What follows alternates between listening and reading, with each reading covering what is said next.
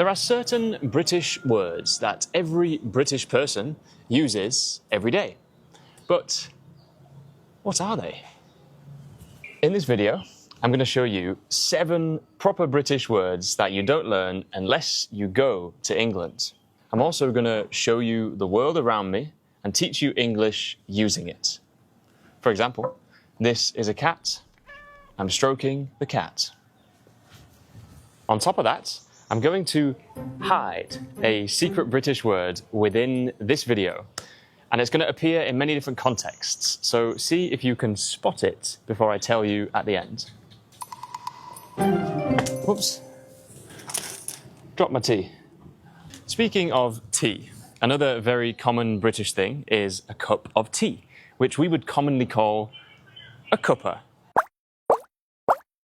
Now, a cuppa can be coffee or tea, but it's more common that it's tea. And it comes from a cup of tea, which got shortened to cup-a tea, which now got shortened even more to cuppa. A cuppa, a proper British cuppa. Now, let's make one. But first, I need to ask my friends, because it's good to be polite in England. All right, Tree. All right, Jay. Fancy a cuppa? 2 sugars. No, 3. Actually, I'm a tree, I don't care.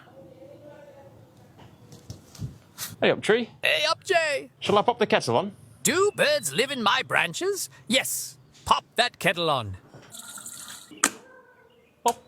Now I'm going to brew the tea, which is to pour the boiling water from the kettle into the mug. And to brew is to let that tea bag infuse inside the mug for the flavors to develop. Now, I'll tell you what I fancy. While I wait for this tea to brew, I fancy a cheeky biscuit. Bickies. So these are McVitie's digestive biscuits, and they are very British. McVitie's were invented in 1892 because apparently they help with digestion. Turns out that they don't help with digestion, but the name stuck, and now nobody cares. The next step, when having a cup of tea in England, is to dunk your biscuit. A cheeky dunk. Now, I've been using the word cheeky a lot. What does it mean? Cheeky means doing something slightly indulgent that maybe you shouldn't do. Perhaps you would use it with food, a cheeky biscuit. You might use it with a drink, a cheeky Coke. Or you might use it with a spontaneous decision, a cheeky detour. I might say to my friend, fancy a cheeky pint? And my friend might say, go on then, just a cheeky one. Now guys, later on, in about 1 hour, I'm going on a boat ride to the place where King Kong, the movie, was filmed. And I need to book my tickets. So,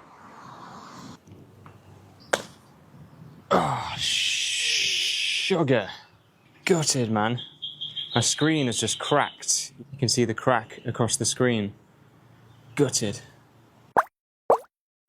Oh, gutted.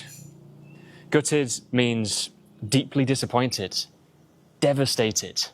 It's that gut feeling you get when something goes wrong. Oh man, Tree, I am gutted. Don't worry, Jay. Every cloud has a silver lining. Yeah, I suppose you're right. In every bad situation, there's a positive side. That's a nice way of looking at it. Speaking of that, let's look for some new words.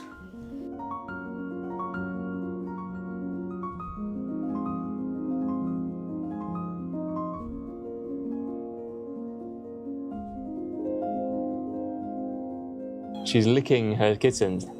She's licking them to clean them. And we have here a cat and 2 kittens. Kittens are baby cats. Early this morning, these 2 kittens were playing with each other. They were play fighting, pouncing on one another. It was very funny, very cute, and a very good way to start the morning. I'm not gutted anymore. Now I've played with this kitten, I'm sweaty, but I'm feeling much better. In fact, I'm starting to feel tingly. I'm starting to feel excited. I'm very excited. I am buzzing. Why am I buzzing? Because later I'm going on a boat ride. In fact, very soon I'm going on a boat ride. I'm buzzing, I'm excited.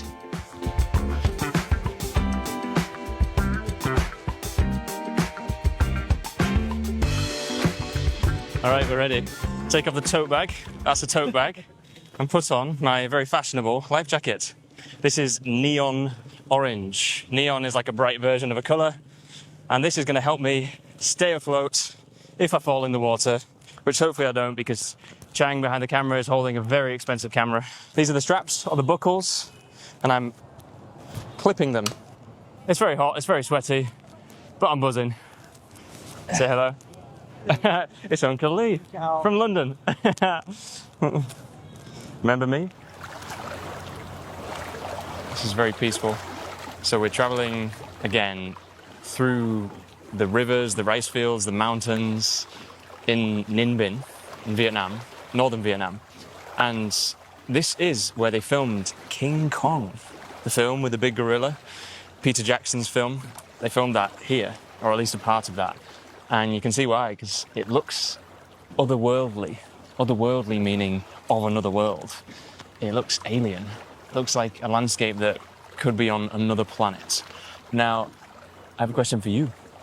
Have you ever seen any landscapes like this? What is the most phenomenal, spectacular, otherworldly landscape that you have witnessed in your lives? Let me know in the comments.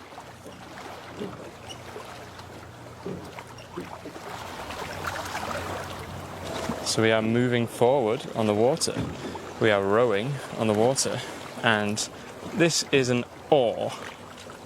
She is using the oar to row. And the texture of this rock is a bit sharp, we might say jagged or rugged. There is a lady wearing a non-la riding a bicycle along the edge of the river. Around me there are giant limestone mountains with trees on the edge of them. It's beautiful, isn't it? It's gorgeous, isn't it? It's hot, isn't it?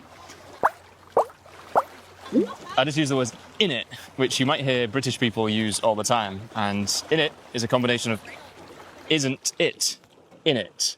And we use it as like a tag question. So it's nice, innit? Means it's nice. Wouldn't you agree? I would also use in it to agree with someone. If someone says this is gorgeous, I would say in it.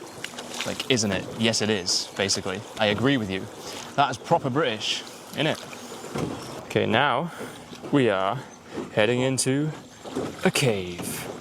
Right, guys, it's about to get dark. Now we're going into a cave. Flip you around so you can see. Have you ever been in a cave before? Nice, innit? That was good. So inside this cave, there is a cool breeze. A breeze is a light wind, and cool is the opposite of warm. So cool can also mean good, nice, but in the context of weather and temperature, cool means quite cold, nicely cold. It feels like a pleasant adjective. There's a cool breeze. Now I need to watch I don't bang my head. Right, now we're getting out of the boat and going on to the land. We've just taken a short rest, a 5-minute break before we get back on the boat. And we're walking around these gardens. There are flowers either side of the path and giant mountains surrounding us. I actually feel very small in this landscape. It's pretty colossal, pretty huge, pretty giant. So now we're walking over a creaky bridge. Can you hear the creak? That sound is called creaking. And it's associated with horror films. A creaking wooden bridge. Hopefully it doesn't collapse and fall. Oh my goodness. I'm lost for words, honestly.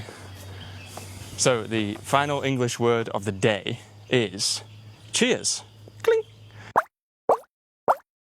Now, normally you might know cheers as the word that you use when you clink the glasses together. That's one use.